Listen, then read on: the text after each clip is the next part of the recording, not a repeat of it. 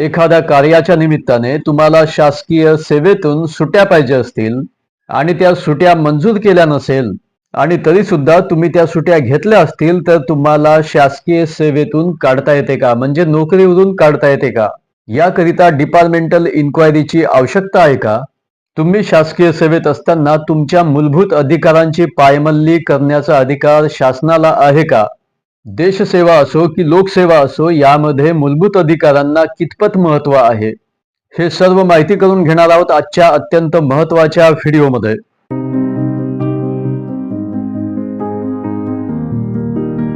नमस्कार, मी advocate Rakesh Sontakke. Justice talk मध्ये तुम्हा सर्वांचे स्वागत आहे. चंदीगडमधील भिवानी येथील पूर्व कॉन्स्टेबल GD नवीन यांची 5 जानेवारी 2015 रोजी CRPF मध्ये तात्पुरत्या स्वरूपात नियुक्ती करण्यात आली होती. त्यांचे लग्न एप्रिल 2017 मध्ये ठरले होते आणि त्यासाठी त्यांनी सुट्ट्या मिळाव्या म्हणून विनंती अर्ज सुद्धा दिलेला होता, परंतु त्यांना त्या सुट्ट्याकरिता परवानगी नाकारण्यात आली. परंतु त्यांचे लग्न मात्र ठरलेले होते आणि हा प्रत्येकाच्या आयुष्यामध्ये अत्यंत महत्वाचा क्षण असतो, महत्वाचा दिवस असतो आणि त्यामुळे त्यांनी रजेची परवानगी त्यांना नाकारण्यात आली. तरी सुद्धा 26 एप्रिल ते 29 एप्रिल 2017 पर्यंत हे 3 दिवस ते गैरहजर राहिले आणि यापैकी 28 एप्रिल रोजी त्यांचे लग्न झाले आणि लगेचच ते पुन्हा ड्युटीवरती रुजू झाले.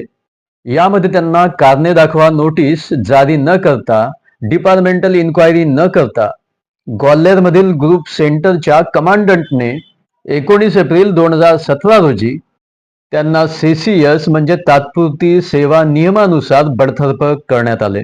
तेव्हा GD नवीन यांनी या नियमाला चॅलेंज केले, या ऑर्डरला चॅलेंज केले पंजाब अँड हरियाणा हायकोर्टापुढे.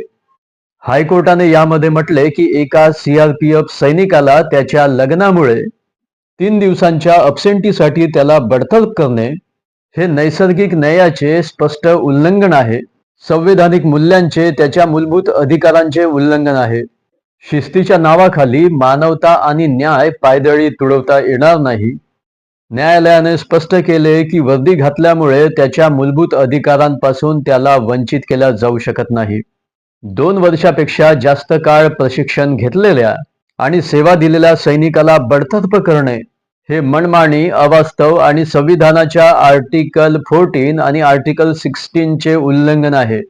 पंजाब अँड हरियाणा हायकोर्टाने GD नवीन या सैनिकाला पुन्हा सेवेत घेण्याचे आणि थकबाकी असलेले वेतन आणि त्या संबंधित फायदे 6% वार्षिक व्याजासह देण्याचे आदेश दिले.